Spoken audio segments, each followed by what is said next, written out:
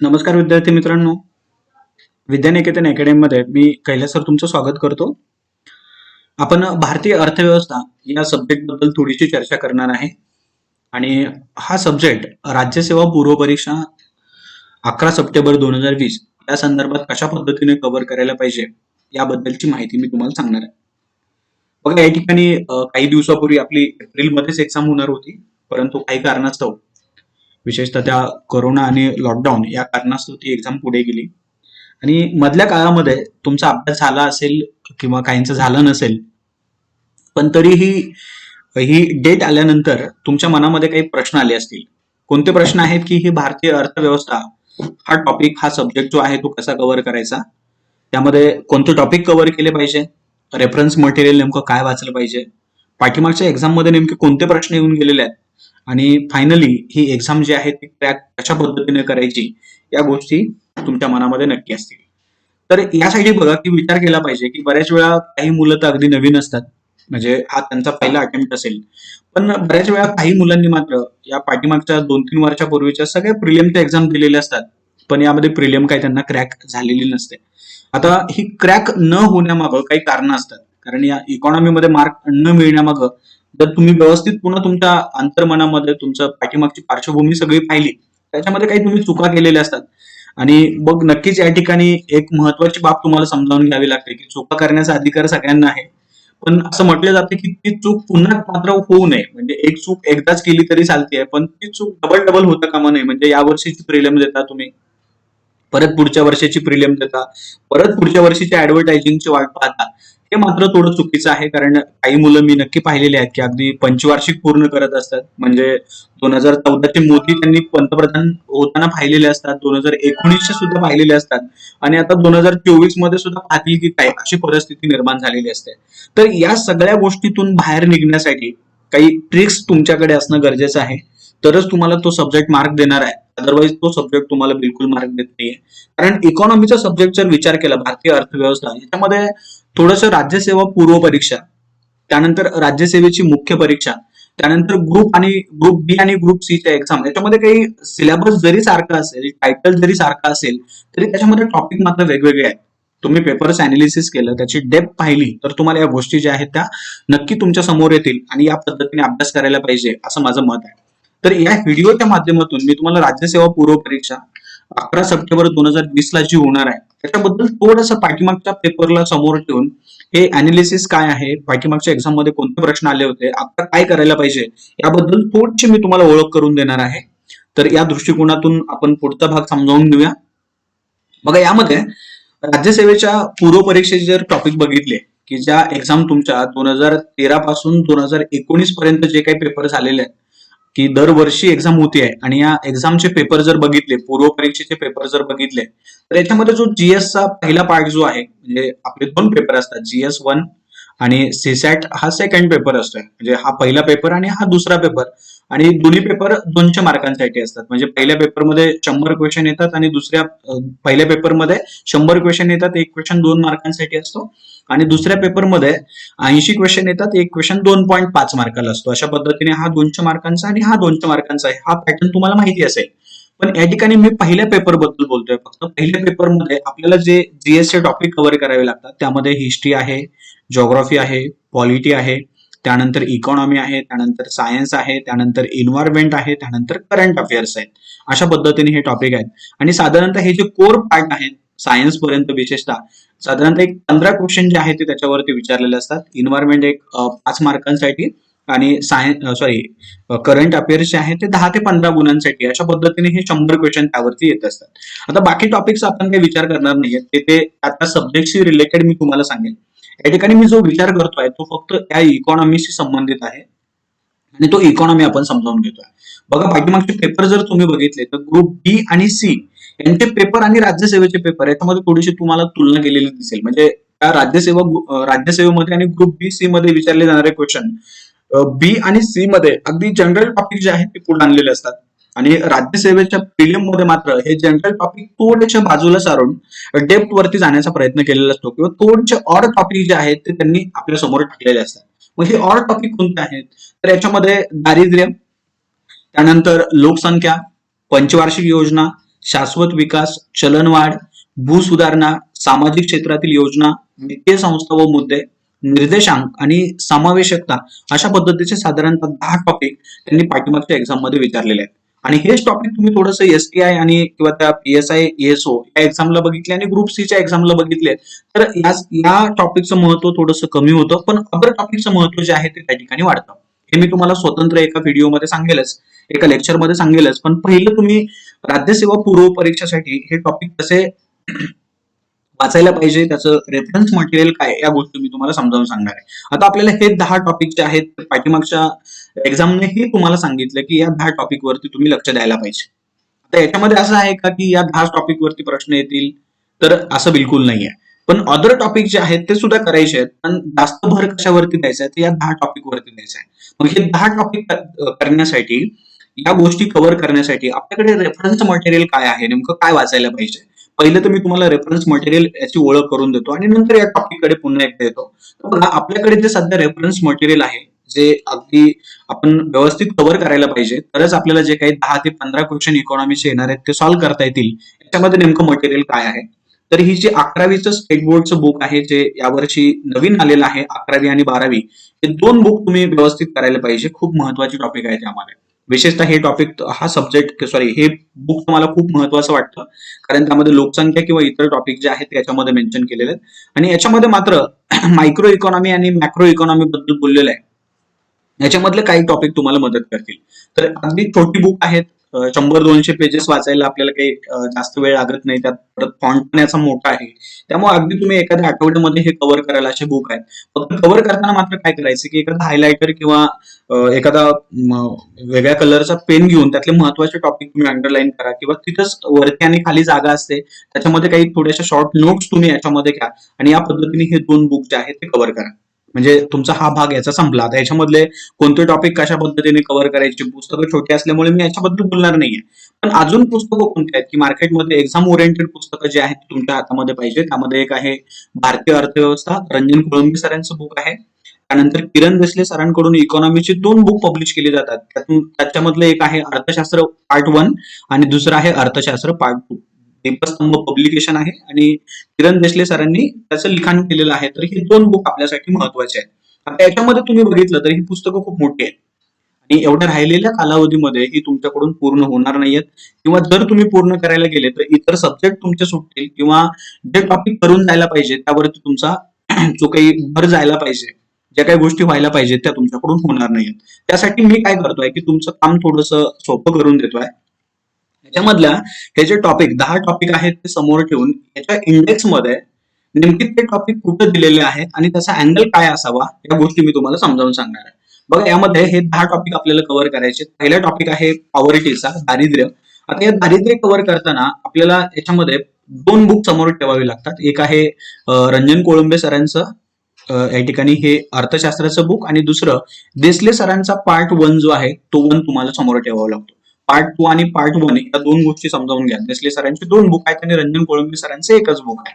तर पॉवर्टी हे जे 2 घटक, पॉवर्टी जे आहे ते या 2 बुक मधून तुम्हाला कव्हर करावं लागेल. आता मग याच्यामधून कव्हर काय करायचं आहे, तर दारिद्र्य वाचताना सापेक्ष दारिद्र्य म्हणजेच काय, बघा घटक कोणते कव्हर करायचे, तर सापेक्ष दारिद्र्य म्हणजेच काय, त्यानंतर निरपेक्ष दारिद्र्य म्हणजेच काय, त्यानंतर ते रिकॉल पिरियड आहेत त्याला आपण URP, MRP, MMRP या नावाने ओळखतो, या गोष्टी तुम्हाला कव्हर कराव्या लागतील. शिवाय हे दारिद्र्य ठरवण्यासाठी, म्हणजे विशेषतः ही पॉवर्टी लाईन ठरवण्यासाठी, पॉवर्टी लाईन मध्ये तुम्हाला माहित असेल की या पॉवर्टी लाईनच्या वरती जे आहेत त्यांना आपण APL असं म्हणतो, आणि या पॉवर्टी लाईनच्या खाली जे आहेत त्यांना आपण BPL असं म्हणतो. तर ही पॉवर्टी लाईन ठरवायची कशी, यासाठी वेगवेगळ्या समित्या नेमलेल्या आहेत आणि या समित्यांनी किंवा कार्यगट किंवा आयोग यांनी वेगवेगळी व्याख्या केलेली आहे. की काहींचं म्हणणं आहे की उदाहरणार्थ ग्रामीण भागामध्ये 2400 कॅलरी ज्याला अन्न मिळेल, किंवा शहरी भागामध्ये ज्याला 2100 कॅलरी अन्न मिळेल, जर एवढं अन्न मिळालं तर तो APL मध्ये जातो, आणि एवढंही अन्न मिळालं नाही तर मात्र तो BPL मध्ये जातो. तर ही कन्सेप्ट जी आहे ती कुणी सांगितलेली आहे, किंवा ह्याच्यामध्ये काही बदल केलेले आहेत ते कुणी बदल केलेले आहेत, अशा बऱ्याचशा समित्या आतापर्यंत नेमून झालेल्या आहेत. त्या समित्यांमध्ये कोणत्या आहेत की धनंजय गाडगे कार्यगट असेल, लकडावाला तज्ञ गट असेल, अलग कार्यगट असेल, सुरेश तेंडुलकर समिती असेल, रंगराजन समिती असेल किंवा अजून बऱ्याच आहे त्याच्यामध्ये. तर या सगळ्या तुम्हाला या दोन्ही पुस्तकांमधून कव्हर करता येतात. आणि यामध्ये हे दारिद्र्य कव्हर करण्यासाठी त्या इंडेक्स मधले रंजन कोळंबे सरांचं जे पुस्तक आहे त्याच्यामध्ये दारिद्र्य नावानं टॉपिक लिहिलेलं आहे, आणि जे देसले सरांचं बुक आहे त्याच्यामध्ये दारिद्र्य, बेरोजगारी आणि विकास या नावानं टॉपिक लिहिलेला आहे. तर त्यापैकी दारिद्र्य आणि बेरोजगारी हा टॉपिक तुम्ही कव्हर करा, जो याच्याशी संबंधित आहे. विकास जो आहे तो मात्र थोडा पुढे कव्हर केला तरी चालतो. इथे शाश्वत विकासाशी संबंधित त्याच्यामध्ये टॉपिक आहे. त्याच्यामुळे त्या देसले सरांच्या बुकमधून दारिद्र्य आणि बेरोजगारी हा टॉपिक कव्हर करणार आहात. विकास खाली कव्हर करायचा आहे, जर तुमचा होत असेल तुम्ही इथंच करा, किंवा खाली तो कव्हर केला तरी चालेल. आणि इथं रंजन कोळंबे सरांच्या बुकमध्ये आणखीन एक त्याच्याशी संबंधित टॉपिक आहे, जो दारिद्र्य, बेरोजगारी, सॉरी रोजगार आणि बेरोजगारी नावाचा टॉपिक आहे, तो तुम्ही याच्यातून कव्हर करा. म्हणजे कव्हर हे दोन पुस्तकं कव्हर करायचे. त्या दोन पुस्तकांमधून हे जे टॉपिक आहे दारिद्र्याशी संबंधित टॉपिक तुमचे कव्हर होतील. आणि जो अँगल सांगितला तो तुम्ही अँगल कव्हर करा. विशेषतः याच पुस्तकांमध्ये दारिद्र्य निर्मूलनाच्या काही योजना दिलेल्या आहेत. म्हणजे दारिद्र्य दूर करण्यासाठी शासन काही योजना चालवत असतं, तर त्या योजना तुम्ही बघितल्या पाहिजे. जसं मनरेगा सारखी योजना असेल, ही मनरेगा तर खूप महत्वाची आहे, की प्रश्न प्रिलियमला मात्र याच्यावरती आलेला नाहीये, पण मेन्सला वगैरे विचारतील, किंवा आता पाठीमाग प्रिलियमला आला नाही म्हणजे दुसऱ्या प्रिलियमला, पुढच्या प्रिलियमला तो येऊ शकतो. या पद्धतीने इथं तुम्ही या स्कीम ज्या आहेत त्या कव्हर केल्या, हा पहिला टॉपिक तुमचा कव्हर होतो. त्यानंतर आपण दुसऱ्या टॉपिक कडे जाऊया. तुम्हाला यामध्ये लोकसंख्या पाहिजे असते. तर ही लोकसंख्या जी आहे, म्हणजे तुम्ही कोणतीही एक्झाम काढा 2012 पासून 2019 पर्यंत, प्रत्येक एक्झाम मध्ये त्यांनी या लोकसंख्येवरती प्रश्न विचारले. असं पण नाही की फक्त एक क्वेश्चन विचारलेला आहे, तिथं कधी कधी 2, कधी कधी 3, कधी कधी 4 पर्यंत क्वेश्चन जे आहेत ते एक्झाम मध्ये आलेले आहेत. पण एवढा महत्वाचा टॉपिक जो आहे तो लोकसंख्या टॉपिक आपल्याला सोडून चालणार नाहीये, त्याच्यावरती व्यवस्थित भर दिला पाहिजे. तर हा भर देताना नेमकं काय करायचं, की या लोकसंख्येमध्ये काय करायचं असतं बघा, की जगाची लोकसंख्या बघायची असते, त्यानंतर भारताची लोकसंख्या बघायची असते, आणि त्यानंतर महाराष्ट्राची लोकसंख्या बघायची असते. आणि या ठिकाणी हे कव्हर करत असताना जगाची लोकसंख्या कशा पद्धतीने वाढत गेलेली आहे, की 1 अब्ज लोकसंख्या कधी झाली, त्याचे 2 अब्ज कधी व्हायला किती दिवस लागले, त्यानंतर सध्या जी 7 अब्ज कडून 8 अब्जकडे वाटचाल करते त्याला किती कालावधी लागला, त्यामध्ये भारतामध्ये लोकसंख्या किती राहते. कारण पाठीमागे एकदा राज्यसेवेच्या प्रिलियमला प्रश्न आला होता, की भारतामध्ये जी लोकसंख्या राहते ती जगाच्या किती पर्सेंटेज आहे. म्हणजे जे लोकसंख्येच्या बाबतीत आपण बघतो की चीन हा पहिला क्रमांक आणि भारताचा दुसरा क्रमांक. मग चीनमध्ये किती टक्के लोकसंख्या आहे आणि भारतामध्ये किती टक्के लोकसंख्या आहे. तिथे नक्कीच 17.5% लोकसंख्या ही भारतामध्ये राहते. पण याच्यामध्ये वेगवेगळे अहवाल सांगतात, की काही सांगतात 17.7 आहे, काही सांगतात 17.6 आहे, काही सांगतात 17.5 आहे. आणि मग इथं हा प्रश्न खरं एमपीएससीला कॅन्सल करावा लागला. पण असे प्रश्न जे आहेत ते वारंवार विविध अँगल आपल्या समोर टाकलेले असतात. आणि मग ही जगाची लोकसंख्या कव्हर झाल्यानंतर महाराष्ट्र आणि भारत हा तुम्हाला 2011 आणि 2001 ची लोकसंख्या जी आहे याच्याशी तुलना करून अभ्यासावा लागतो. जे आता 2021 मध्ये लोकसंख्येची जनगणना होईल, तिथं मात्र अजून ती काही पुढे आलेली नाहीये. पण त्याची जी काही त्यांनी सुरुवात केली होती, त्या सुरुवाती संदर्भात जे काही करंट इव्हेंटचे क्वेश्चन असतील ते तुम्ही त्यामध्ये कव्हर केले, की तुमचा हा लोकसंख्या घटक कव्हर होतो. किंवा आणखीन त्याच्यामध्ये काय कव्हर करायचं बघा, की जे काही लोकसंख्येची धोरणं आहेत, मी स्पेशली सांगेल की एक आहे 1976चं लोकसंख्या धोरण, आणि दुसरं आहे 2000चं लोकसंख्या धोरण. ही दोन धोरणं तुम्ही व्यवस्थित वाचून कव्हर केली पाहिजे. याच्यामध्ये सगळं सांगितलंय, की बाल मृत्यू दर, त्यानंतर माता मृत्यू दर, त्यानंतर लोकसंख्या स्टॅबिलिटीसाठी काय करायचं, त्याच्यामध्ये शॉर्ट टर्म गोल्स काय आहेत किंवा लॉंग टर्म गोल्स काय आहेत, याच्यावरती प्रश्न जे आहेत ते पाठीमागच्या एक्झाम मध्ये येऊन गेलेले आहेत. आणि या दृष्टिकोनातून तुम्ही हा लोकसंख्या घटक जो आहे तो कव्हर केला पाहिजे. हा कव्हर कुठून करायचा, तर याच्यामध्ये सुद्धा रेफरन्ससाठी रंजन कोळंबे सरांचा एक 10 नंबरचा टॉपिक आहे, त्यामध्ये लोकसंख्या या टायटल खाली त्यांनी माहिती लिहिलेली आहे, सगळी कव्हर करा. आणि देसले सरांचं जे बुक आहे, पण इथे या ठिकाणी देसले सरांचा तुम्हाला सेकंड पार्ट वापरावा लागेल. या सेकंड पार्ट मध्ये जनसांख्यिकी नावाने एक टॉपिक त्यांनी लिहिलेला आहे, तो तुम्ही कव्हर करा. आणि मग हे सगळे अँगल जे तुम्हाला सांगितले ते याच्यातून तुमचे कव्हर होतील. हा झाला तुमचा दुसरा टॉपिक. त्यानंतर तुम्ही तिसऱ्या टॉपिक कडे येता, पंचवार्षिक योजना. आता या पंचवार्षिक योजनेवरती काही खूप क्वेश्चन नाहीयेत. खरं तर हा पंचवार्षिक योजना टॉपिक जो आहे तो ग्रुप बी आणि ग्रुप सी च्या दृष्टिकोनातून जास्त महत्वाचा आहे. राज्यसेवेवरती एखादा दुसरा क्वेश्चन येऊ शकतो. तर पंचवार्षिक योजनेमध्ये जे घटक आहेत, की जे आतापर्यंत 12 पंचवार्षिक योजना झालेल्या आहेत, त्या तुम्हाला 12 पंचवार्षिक योजना माहिती पाहिजे. त्याचा टायटल माहिती पाहिजे, त्याचे लक्ष माहिती पाहिजे, त्याची ध्येय माहिती पाहिजे, त्याच्यामध्ये घडलेल्या घडामोडी माहिती पाहिजे. फक्त पाठांतर नको आहे, ऍप्लिकेशन जे आहे ते माहिती पाहिजे. उदाहरणार्थ एक क्वेश्चन आला होता याच्यामध्ये की एक प्रकल्प दिला होता आणि हा प्रकल्प कोणत्या पंचवार्षिक योजनेमध्ये सुरू झाला किंवा कोणत्या पंचवार्षिक योजनेमध्ये हा कार्यान्वित झाला होता याबद्दलची माहिती द्या. मग पहिले तर काय माहिती पाहिजे की पंचवार्षिक योजना राबवली कशी जाते, त्यामध्ये प्लॅनिंग कमिशन काय सांगताय, त्यानंतर आणखीन तिथं एनडीसी हा प्रकार काय आहे किंवा प्लॅनिंग कमिशनच्या जागी जे नवीन आलेलं आहे ज्याला आपण नीती आयोग असं म्हणतोय, तर हा नीती आयोग काय आहे, याच्याबद्दलच्या घडामोडी नेमक्या काय आहेत याच्याबद्दल प्रश्न तुम्ही कव्हर करायला पाहिजे. पाठीमागच्या एका एक्झाम मध्ये तर प्रश्न आला होता की नीती आयोगाचा फुल फॉर्म सांगा किंवा नीती आयोग सुरू कधी झाला तो सांगा. त्यानंतर नीती आयोगाचे अध्यक्ष, उपाध्यक्ष, त्यांची बॉडी कशी बनते, प्लॅनिंग कमिशनची कशी होते, ह्या सगळ्या गोष्टींकडून तुम्ही हळूहळू प्लॅनिंग काय असतं आणि भारतामध्ये जे काही प्लॅनिंग करण्यासाठी पंचवार्षिक योजना राबवल्या जात होत्या, आतापर्यंत 12 पंचवार्षिक योजना झालेल्या आहेत. आता मात्र पंचवार्षिक योजना हा प्रकार जो आहे तो त्यांनी स्टॉप केलेला आहे आणि आता मात्र ते नीती आयोग आणि त्याचं लॉंग टर्मची ध्येय जे आहेत त्यांनी घोषित केलेले आहेत, या गोष्टींकडे तुम्हाला जायचं आहे. पण या अगोदर या पंचवार्षिक योजना कव्हर केल्या पाहिजे. त्यामध्ये 12 पंचवार्षिक योजना कशा आहेत बघा, की पहिली पंचवार्षिक योजना 1951-52 ला सुरू होते, जी पुढे 1955-56 मध्ये संपते. दुसरी 55-56-57 दरम्यान चालू होते, जी पुढे 61 दरम्यान संपते. त्यानंतर तिसरी 61 ला चालू होते, जी 66 ला संपते. पण इथं मात्र थोडं भारत संकटामध्ये जातो, विशेषतः प्लॅनिंग करण्यासाठी भारताकडे एवढी काही चांगली कंडिशन राहत नाही आणि म्हणून भारत काय करतो की या प्लॅनिंगला सुट्टी देऊन टाकतो. त्याला आपण प्लॅन हॉलिडे असं म्हणतो. सरकारवरती चालवणारी व्यक्ती त्यावेळी इंदिरा गांधी आहेत, नेहरूंचा मृत्यू झालेला आहे, शास्त्रींचा मृत्यू झालेला आहे आणि मग नंतर ही इकॉनॉमी इंदिरा गांधींच्या हातामध्ये, पण दुष्काळ किंवा इतर कारण, अमेरिकेचा सपोर्ट निघणं, अशा पद्धतीच्या गोष्टी काही ठिकाणी होतात आणि याच वेळी भारतानं हरित क्रांतीचं धोरण सुद्धा स्वीकारलेलं होतं. ही सगळी पार्श्वभूमी इथं पाहून या वार्षिक योजना 3 कव्हर करायच्या आणि मग नंतर पुन्हा पंचवार्षिक योजना चालू होते 1969 मध्ये, जी पुढे 73 पर्यंत चालते. नंतर 73 ते 78, नंतर पुन्हा 2 वर्षाचा गॅप, नंतर 80 ते 85, 85 ते 90, पुन्हा 2 वर्षाचा गॅप, नंतर 92 ते 97, 97 ते 2002, 2002 ते 2007, 7 ते 12 आणि 12 ते 17. अशा पद्धतीनं अगदी आता हे जे मी तुम्हाला सांगितलं याच्यामध्ये पाठांतर नाहीये.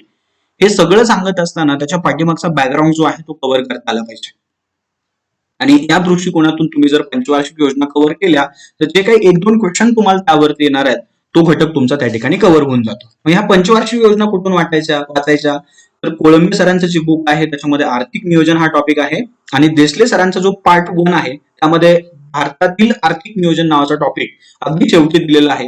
हे 2 टॉपिक जर तुम्ही याच्यातून कव्हर केले, हा पंचवार्षिक योजनेवरती येणारा क्वेश्चन तुम्हाला सॉल्व्ह करता येईल. त्यानंतर शाश्वत विकास नावाचा टॉपिक तुम्हाला कव्हर करायचा आहे. शाश्वत विकासावरती मात्र पाठीमागं बऱ्याच वेळा क्वेश्चन येऊन गेलेला आहे. या शाश्वत विकासामध्ये तुम्ही काय केलं पाहिजे की विकासासंबंधित ज्या बाबी आहेत त्या खरंच 2 टॉपिक तुम्ही कव्हर करणं अपेक्षित आहे. की यामध्ये देसले सरांचा पार्ट 1 जो आहे त्याच्यामध्ये दारिद्र्य, बेरोजगारी आणि विकास जे म्हटलेलं आहे, मी तुम्हाला वरती सांगितलं त्यातला विकास हा टॉपिक याच्याशी संबंधित आहे आणि कोळंबे सरांच्या बुकमध्ये आर्थिक वृद्धी, आर्थिक व मानव विकास आणि शाश्वत विकास नावाचे जे टॉपिक आहेत, ते टायटल आहेत ते तुम्ही कव्हर करायला पाहिजे. बघा कोणते, की कोळंबे सरांच्या बुकमध्ये एक 4 नंबरचा टॉपिक आहे आणि 5 नंबरचा टॉपिक आहे. 4 नंबरचा टॉपिक आहे आर्थिक वृद्धी, आर्थिक व मानव विकास हा टॉपिक तुम्ही कव्हर करायला पाहिजे, जो एक क्वेश्चन तुम्हाला देऊन जातो आणि जो 5 नंबरचा टॉपिक आहे शाश्वत विकास, तो एक तुम्हाला या ठिकाणी प्रश्न विचारलेला असतात. त्याच्यामध्ये मग ते ह्युमन डेव्हलपमेंट इंडेक्स जे आहेत ज्याला आपण SDI वगैरे म्हणतो, ते इंडेक्स तुमचे कव्हर होतील आणि विशेषतः MDG आणि जी SDG चे जे गोल्स आहेत ते तुम्हाला या ठिकाणी मिळून जातील. MDG चे 8 गोल्स आहेत आणि SDG चे टोटल 17 गोल्स आहेत. त्या गोल्स बद्दल तुम्हाला या ठिकाणी माहिती मिळेल.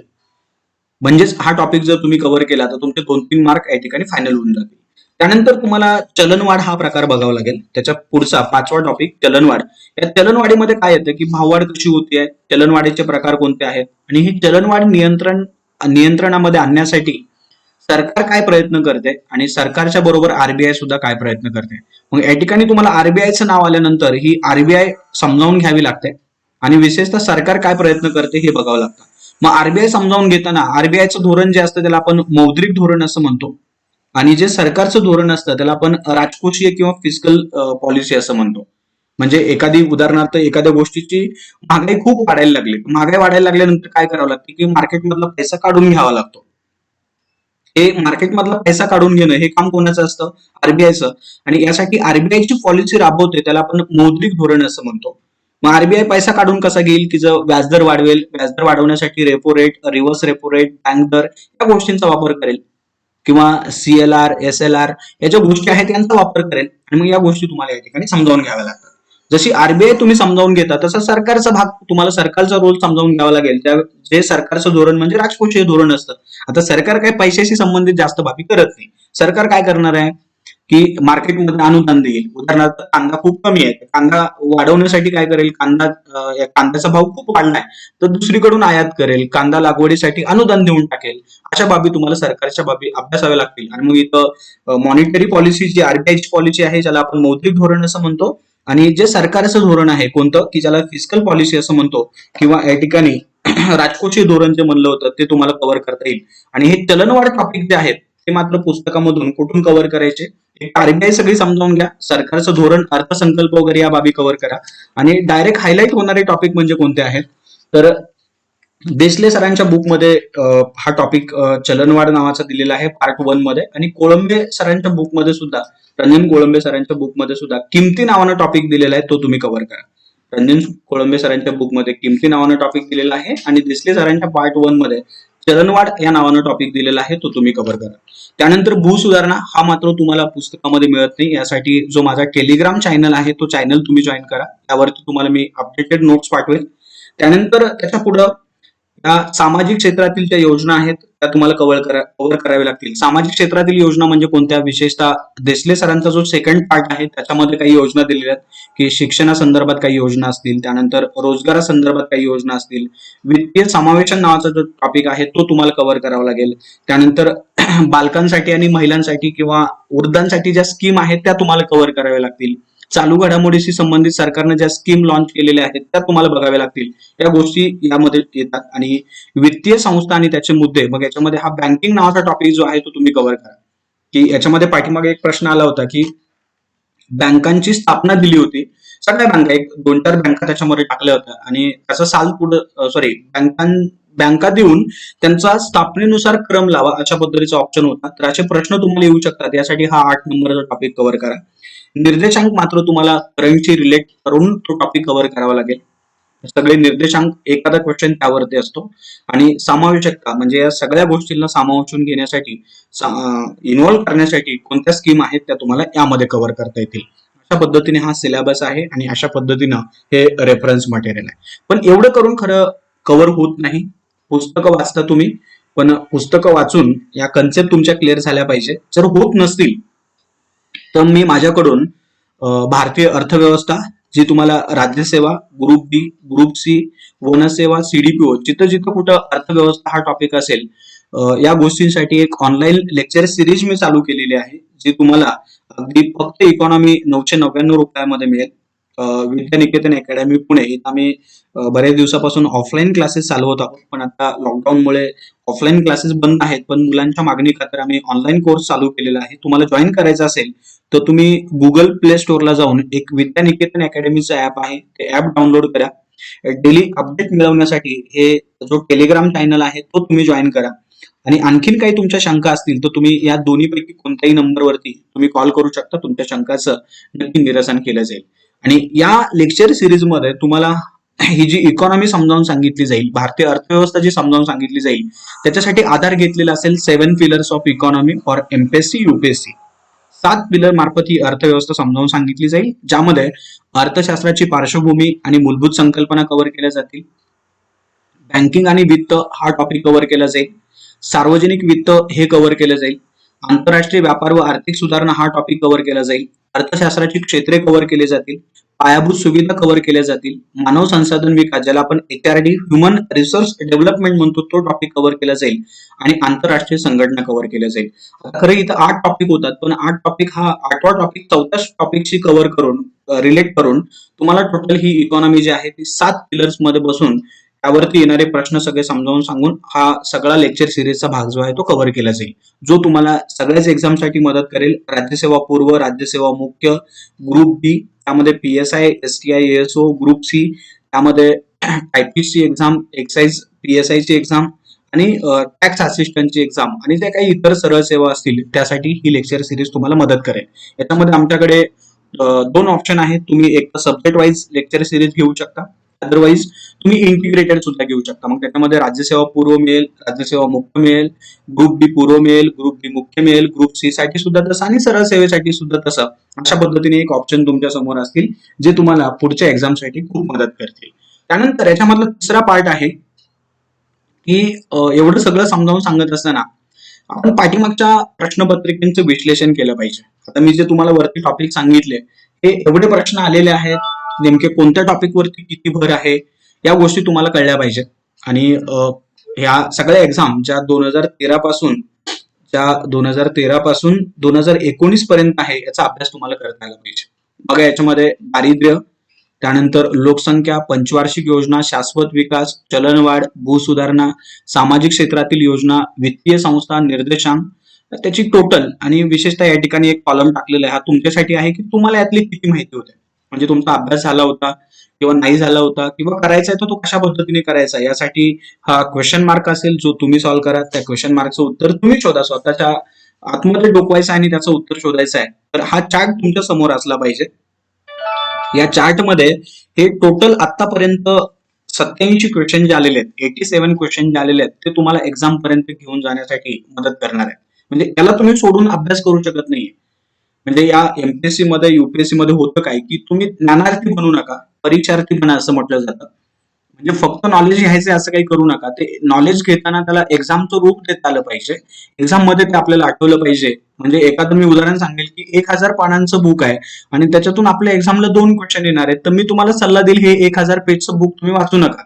तुम्ही काय करा की हे 2 क्वेश्चन तुम्ही स्किप करा, सोडू नका. कारण तुम्ही पाठीमागच्या एक्झामचं जर मेरिट बघितलं तर मेरिट किती लागतं, साधारणतः राज्यसेवेचा विचार केला तर ते एकाच वर्षी फक्त 200च्या पुढे गेलं होतं, जिथं 247-48 मेरिट लागलं होतं. नाही तर बाकी सगळ्या एक्झाम मध्ये ते 200 पेक्षा खाली आहे. आणि मग 200 पेक्षा खाली आहे म्हणजेच काय करायचे की 400 पैकी 50% मार्क जे आहेत आपल्याला मिळवायचे. म्हणजे आपला हा जीएसचा पेपर जे आहे त्यानं 100च्या आसपास मार्क जरी दिले आपल्याला, 100, 110, 115 पर्यंत जरी तुम्ही गेला तरी सफिशियंट आहे. म्हणजे 100 पैकी आपल्याला किती प्रश्न सोडवायचे आहेत, एक 60 प्रश्न सोडवायचे आहेत असं समजा. मग 60 प्रश्नांसाठी सगळेचे सगळे टॉपिक अगदी नाही केले, अगदी असं समजा की त्या दिवशी तुमचा बॅड लक आहे की एखाद्या टॉपिकनं मार्कच दिले नाही, तरी अदर टॉपिक असतात आणि अदर टॉपिक मधून सोडवा की 60 क्वेश्चन कोणते आहेत. मग हे क्वेश्चन सोडवण्यासाठी माझी लेक्चर सिरीज तुम्हाला मदत करेल. तुम्हाला लेक्चर सिरीज जर जॉईन नसेल करायची तुम्ही फक्त रेफरन्स मटेरियल वापरून या एक्झाम पर्यंत पोहोचणं गरजेचं आहे आणि हा चार्ट समोर ठेवणं गरजेचं आहे. मग याच्यावरती बाकी सगळं बघा की दारिद्र्यावरती किती आले होते, लोकसंख्येवरती किती आले होते, पंचवार्षिक योजनेमध्ये किती आले होते, शाश्वत विकासावरती बघा, चलनवाढ बघा. विशेषतः फक्त हा चार्ट बघून थांबू नका. तर पाठीमागच्या एक्झाम मध्ये नेमके क्वेश्चन कोणते विचारले होते ते बघा. म्हणजे तुम्हाला या क्वेश्चनच्या मार्फत काय होईल की डेप्थ समजेल, किती डीप पोहोचायचं आहे आणि किंवा त्या क्वेश्चनचा अँगल काय. क्वेश्चन पाठ करून जाऊ नका, क्वेश्चन रिपीट होण्याचे चान्सेस खूप कमी असतात. टोटल 87 क्वेश्चनचा अभ्यास केल्यानंतर तुम्हाला कळेल की मी अभ्यास जो आहे तो कशा पद्धतीने केला पाहिजे. म्हणजे सगळ्यात जास्त तुमचा गायडन्स मार्गदर्शक कोण असेल तर ती एमपीएससी जी आहे तिनं एमपीएससीनं डिक्लेअर केलेला रिझल्ट, एमपीएससीनं दिलेला सिलेबस, एमपीएससीचे पाठीमागचे क्वेश्चन पेपर या गोष्टी तुमच्यासाठी खूप मार्गदर्शक ठरणार आहेत. त्या तुम्ही बाजूला करून चालू शकत नाही, तुम्हाला त्या गोष्टी पाहाव्याच लागतील. मी याच्यामध्ये 5-6 क्वेश्चन जे आहेत ते तुमच्याशी डिस्कस करेल. बाकी क्वेश्चन मात्र मी माझ्या लेक्चर सिरीज मध्ये देईल, जे तुम्ही ऍपवरती पाहू शकता. अगदी थोडक्यात मी तुम्हाला क्वेश्चनची ओळख करून सांगतो की कन्सेप्ट जी आहे ती कशी मदत करत असते, कशी कव्हर करायची असते. बघा एक लोकसंख्येचा टॉपिक या ठिकाणी दिलेला आहे आणि यामध्ये एक क्वेश्चन जो आहे तो विचारलेला आहे. 2018 आला होता हा क्वेश्चन. विकसनशील देशांमध्ये लोकसंख्या स्तूप जो आहे तो कसा असतो, अशा पद्धतीने. आता इथं लोकसंख्या स्तूप कसा असतो या प्रश्नाचं उत्तर सोडवण्यासाठी आपल्याला पहिले तर लोकसंख्या याचा अभ्यास केलेला पाहिजे. लोकसंख्या कशी वाढत जाते हे तुम्हाला माहिती पाहिजे. हे लोकसंख्येच्या स्टेज जे आहेत त्या तुम्हाला माहिती पाहिजे आणि मग या सगळ्या गोष्टी माहिती असतील तर तुम्ही या प्रश्नाचं उत्तर देऊ शकता. आता इथं विकसनशील म्हणताना तुम्हाला काय माहिती पाहिजे की जे अत्यंत अल्पविकसित देश असतात त्यांची लोकसंख्या कशी वाढते आणि विकसित देश जे असतात, डेव्हलप कंट्री ज्यांना आपण म्हणतो, त्यांची लोकसंख्या कशी वाढते हे तुम्हाला या ठिकाणी माहिती पाहिजे. या ठिकाणी बघा काय दिलंय की पहिला ऑप्शन आहे अरुंद पाया आणि रुंद माथा. म्हणजे लोकसंख्या वाढताना अरुंद आणि रुंद. अरुंद म्हणजे कमी रुंदीचा, उदाहरणार्थ एवढा, आणि रुंद म्हणजेच काय, अशा पद्धतीने वरती वरती जाताना त्याचा माथा जो आहे, वरचा भाग जो आहे तो रुंद होत जातोय. अशा पद्धतीने जो तुमचा स्तूप बनेल हा पहिल्या ऑप्शन साठी त्यांनी दिलेली व्याख्या किंवा त्यांनी दिलेली माहिती. दुसऱ्या ऑप्शन मध्ये काय दिलंय की त्यांनी रुंद पाया असं म्हणतात, म्हणजे इथं खाली रुंदी जास्त असेल आणि माथा सुद्धा रुंद असेल, म्हणजे त्यांना असं म्हणायचं आहे की माथा वरचा भाग सुद्धा रुंद असेल असं म्हणायचं आहे. त्यानंतर तिसऱ्या पार्ट मध्ये काय म्हणायचं त्यांना की रुंद पाया आणि अरुंद माथा, म्हणजे पाया हा रुंद आहे आणि वरती वरती जाताना तो कमी कमी होत जातोय असा जो तिसरा भाग असेल. आणि चौथ्या भागामध्ये अरुंद पाया, अरुंद पाया म्हणजे कमी रुंदीचा आणि अरुंद माथा म्हणजे वरती सुद्धा काय होतंय की तो कमीच आहे, अशा पद्धतीने हे स्तूप तुमच्या समोर आहे. आता याच्यातून काय दर्शवतायत की इथं खरं दर्शवायचं असतं की त्यांना 0 ते 14 वयोगट, त्यानंतर इथं 15 पासून 60चा वयोगट आणि इथं 60च्या वरचे लोक आहेत, म्हणजे इथं लोक किती सामावतात अशा पद्धतीनं ही लोकसंख्या जी आहे इथं सगळं तेच सांगतायत की इथं खाली तुमचा जन्मदर, मधली लोकसंख्या आणि वरची लोकसंख्या, इथेही खाली मधली आणि वरची लोकसंख्या या बाबी तुम्हाला या स्तूपच्या माध्यमातून दाखवायच्या. मग या स्तूपच्या माध्यमातून तुम्ही जर इकडे गेले, इथं लोकसंख्या कशी वाढत जाते हे दिलेलं आहे. टप्पा 1, टप्पा 2, टप्पा 3, टप्पा 4 आणि टप्पा 5. याच्यामध्ये बघा की लोकसंख्या वाढते कशी आणि कमी कशी होते त्यानुसार हे तुम्हाला स्तूप जे आहे ते बनवता येतील. तर याच्यामध्ये काय दिलंय बघा की इथं मृत्यूदर म्हटलेला आहे आणि इथं जन्मदर म्हटलेला आहे. म्हणजे बघा की सुरुवातीला जन्मदर हा खूप जास्त असतो, जन्मदर हा खूप जास्त असतो आणि नंतर तो हळूहळू जसं जसं तुमची अर्थव्यवस्था पुढे पुढे जाईल तसा तो कमी व्हायला लागतो, नंतर आणखीनच कमी झालेला असतो, म्हणजे मृत्यू दरापेक्षा सुद्धा कमी झालेला असतो. तो कमी जास्त होऊन पुन्हा आणखीन पुढच्या स्टेजमध्ये तो खूप कमी होत जातो, हे या ठिकाणी या डायग्रामच्या माध्यमातून समजतंय. आणि मृत्यू दराच्या बाबतीत काय होतं की हळूहळू तो वरतीच असतो, पण पुन्हा झपाट्यानं म्हणजे जन्मदराच्या बाबतीत मृत्यू दर झपाट्यानं कमी होतो आणि तो नंतर थोडासा जन्मदरापेक्षा जास्त असतो. अशा पद्धतीने या बाबी ज्या आहेत त्या या मार्फत त्यांनी दाखवण्याचा प्रयत्न केलेला आहे. म्हणजे होतं काय की पहिल्या टप्प्यामध्ये जन्मदर आणि मृत्यूदर जास्त असल्यामुळं लोकसंख्या जास्त वाढत नाही, स्थिर असते. पण नंतर मात्र अर्थव्यवस्था जशी जशी पुढे येते तशी साथीच्या रोगांवरती कंट्रोल झाल्यामुळे मृत्यूदर हा झपाट्यानं कमी होतो, पण लोकांमध्ये जागृती जास्त न झाल्यामुळे जन्मदर जास्तच असतो. त्यामुळे हा लोकसंख्या जी आहे ती वाढायला लागते, लोकसंख्या वाढायला लागते. मृत्यूदर पुन्हा कमी होतो, जन्मदर हळूहळू कमी होतो, पण तोपर्यंत हा लोकसंख्या वाढलेली असते. आणि मग नंतर मात्र चौथ्या आणि 5व्या स्टेजमध्ये आल्यानंतर पुन्हा लोकसंख्या जी वाढलेली असते ती स्थिर व्हायला लागते, म्हणजे वाढीचा वेग जो आहे तो जवळपास स्थिर असतो, जास्त लोकसंख्येमध्ये भर पडत नाही. अशा बाबी या डायग्रामच्या माध्यमातून समजतात. मग त्याच्यामध्ये जन्मदर सुद्धा जास्त, मृत्यूदर सुद्धा जास्त, म्हणजे आलेख जो आहे तो जवळपास या ठिकाणी सारखा उभा बनेल. त्यानंतर जिथं जन्मदर जास्त आहे आणि मृत्यूदर जिथं कमी आहे तिथेही थोडासा आलेख जो आहे तो आणखीन तुम्हाला जास्त लोकसंख्या खाली दिसेल, वरती कमी दिसेल, अशा पद्धतीचे आलेख जे आहेत ते बनत असतात. तर विकसनशील देश आहे तिथं काय असतं बघा, विकसनशील देशांमध्ये काय होतं की लोकसंख्या ही बऱ्यापैकी जन्मदर जो आहे तो जास्त असतो, म्हणजे रुंद पाया असतो आणि वरती सुद्धा रुंद माथा असतो. म्हणजे या ठिकाणी लोकसंख्या जी आहे ती जवळपास जन्मदर जास्त असल्यामुळं आणि मृत्यूदर जास्त असल्यामुळे काय होऊन जातं की ती जवळपास सारखीच राहण्याचा प्रयत्न करते. याचं उत्तर जे आहे ते तुम्हाला सेकंड मिळून जातं. आता याची माहिती, डिटेल माहिती जी आहे तो मी जो लोकसंख्येचा व्हिडिओ बनवलेला आहे, जो तुम्हाला अर्थव्यवस्थेच्या टॉपिक मध्ये मिळून जातो, त्याच्यामध्ये याची डिटेल माहिती आहे. इथं मात्र मी एवढं डिस्कशन मी तुम्हाला सांगू शकतो, याच्या मार्फत तुम्ही उत्तरापर्यंत पोहोचा. त्यानंतर एक आणखीन 2017 मध्ये आलेला क्वेश्चन आहे, जिथं लोकसंख्या लाभांश ज्याला म्हटलेलं आहे किंवा डेमोग्राफिक डिव्हिडंड असा इंग्लिश मधला शब्द आहे, हे कशामुळे मिळतं. आता डेमोग्राफिक डिव्हिडंड नेमकं काय की हळूहळू जिथं जन्मदर कमी झालेला असतो आणि मृत्यूदर सुद्धा कमी झालेला असतो आणि जी कार्यरत लोकसंख्या आहे तिथं जास्त असते. म्हणजे खरं काय म्हणायचं आहे की उदाहरणार्थ आपण गट केले की 0 ते 14, त्यानंतर 15 ते 60 आणि 60च्या वरते. तर या ठिकाणी मात्र काय असतं की हा 15 ते 60चा वयोगट जो आहे तो कार्यकारी गट असतो, काम करत असतो आणि याच्यावरती हे लोक जे आहेत ते अवलंबून असतात. मग या ठिकाणी अवलंबितांची संख्या जर जास्त वाढत गेली तर याची कार्यक्षमता जी आहे ती कमी होते किंवा रिटर्न जी आहे ती कमी मिळते. पण ज्या ठिकाणी यांची लोकसंख्या कमी होत जाते, यांची लोकसंख्या सुद्धा कमी आहे आणि जिथं तरुण वयोगट जिथं जास्त आहे त्याला लोकसंख्या लाभांश असं म्हटलं जातं. आणि या दोन स्टेजमध्ये भारत आणि चीन हे दोन देश आहेत त्याच्यामध्ये, जिथे की लोकसंख्या लाभांश जास्त आहे, तरुण लोकसंख्या जास्त आहे, याला लोकसंख्या लाभांश असं म्हटलं जातं. मग ही सगळी कन्सेप्ट माहिती असेल तर तुम्हाला उत्तर शोधता येईल. बघा, कमी होणारा जन्मदर आणि त्या अनुषंगाने होणारं वयोगटांच्या संरचनेमधला बदल याला लोकसंख्या लाभांश म्हणायचं. दुसरा ऑप्शन आहे कमी होणारा जन्मदर आणि त्या अनुषंगाने होणारं काम करण्यायोग्य वयोगटांच्या संरचनेमधला बदल याला लोकसंख्या लाभांश म्हणायचं. आणि कमी होणारा मृत्यूदर हे ऑप्शन मात्र त्यामध्ये येत नाही, तर बी ऑप्शन येतो आणि म्हणून त्याचं उत्तर जे आहे ते किती असेल, 1 असेल. त्यानंतर आणखीन एक क्वेश्चन आहे जो 2013 मध्ये आला होता. राष्ट्रीय लोकसंख्या धोरण 2000चं तातडीचं उद्दिष्ट काय? तातडीचं याचा अर्थ जे कमी कालावधीत तुम्हाला पूर्ण करायचे, कारण त्यांनी लोकसंख्या धोरण जे 2000चं होतं त्याच्यामध्ये त्यांनी लक्ष दिली होती की अगदी तातडीनं पूर्ण करायचं आहे, मध्यम कालावधीचं आणि जास्त कालावधीचं, अशा पद्धतीने त्यांनी ती लक्ष जे आहेत, उद्दिष्ट जे आहेत ती डिवाइड केली होती. आता कमी कालावधीमध्ये, आता हे तुम्ही 2000चं डायरेक्ट धोरण नसेल वाचलं, पण इकॉनॉमीमध्ये तुम्हाला माहित असेल की कमी कालावधीची लक्ष्य कोणती असतात, जास्त कालावधीची कोणती असतात, तरी या प्रश्नाचं उत्तर सॉल्व्ह करू शकता.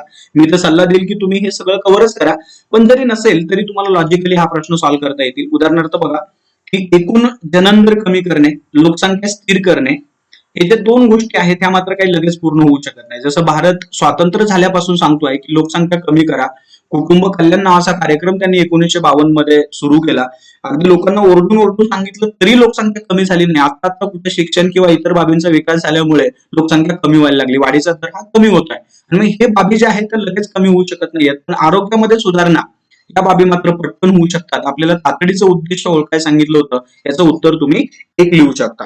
त्यानंतर पुढचे क्वेश्चन आहेत, हे मात्र तुम्हाला ही उद्दिष्ट वाचलेलीच पाहिजे तरच तुम्ही याचं उत्तर लिहू शकता. पाठांतराचे क्वेश्चन आहेत. कुटुंबाचा आकार मर्यादित ठेवणे, हम दो हमारे दो, कोणत्या धोरणापैकी ही 2 उद्दिष्ट जी होती, कोणत्या धोरणाच्या 2 उद्दिष्टांपैकी एक आहे, म्हणजे हे हम दो हमारे दो अशा पद्धतीची व्याख्या जी आहे ती कुठे होती, तर याचं उत्तर जे आहे ते तुम्ही पाहिलेलं पाहिजे.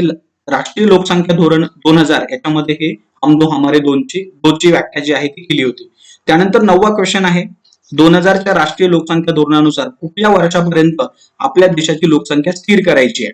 2015 मध्ये विचारला होता हा क्वेश्चन, त्यांना रद्द करावा लागला होता, कारण 2000च्या धोरणामध्ये त्यांनी 2045 म्हटलेलं आहे की 45 पर्यंत आम्हाला लोकसंख्या स्थिर करायची, म्हणजे ती वाढली पण नाही पाहिजे आणि कमी पण झाली नाही पाहिजे. तर लक्षात ठेवा, लोकसंख्या आपल्याला कमी नाही करायची, आपल्याला स्थिर करायची आहे. स्थिर करायची म्हणजे वाढली पण, स्थिर करायची म्हणजेच काय की वाढली नाही पाहिजे आणि कमी पण नाही झाली पाहिजे, जेवढी आहे तेवढी ठेवणे याला लोकसंख्या स्थिरीकरण असं म्हणतात. आणि भारतानं ते टार्गेट जे आहे ते 2045 ठेवलेले आहे. कारण या ठिकाणी बघा की लोकसंख्या कमी केल्यानंतर प्रॉब्लेम होऊ शकतात. जसं 1980 ते 90च्या दरम्यान चीननं एक कायदाच बनवून टाकला की हम दो हमारे दो असं भारत म्हणतोय, पण चीन मात्र म्हणतो हम दो हमारे एकच, म्हणजे दोघांनी फक्त एकाला जन्म द्यायचा. पण यामुळे झालं काय की वयोवृद्ध लोकांची संख्या जी आहे ती हळूहळू वाढायला लागली आणि मधला गट जो आहे तो कमी झाला. याच्यातून सुद्धा देशाचा लॉस होऊ शकतो.